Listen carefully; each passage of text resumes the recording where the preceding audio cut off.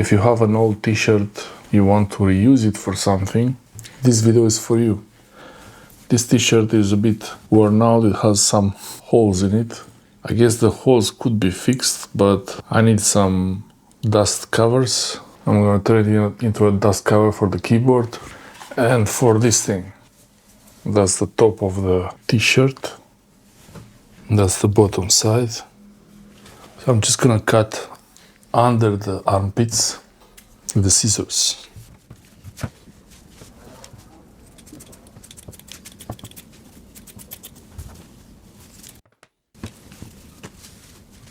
You can still use this, clean dust. Now we have this nice straight piece. Just remove the seams. Let's go through.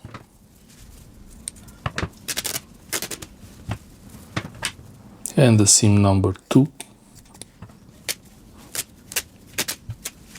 Okay. Have two dust covers here.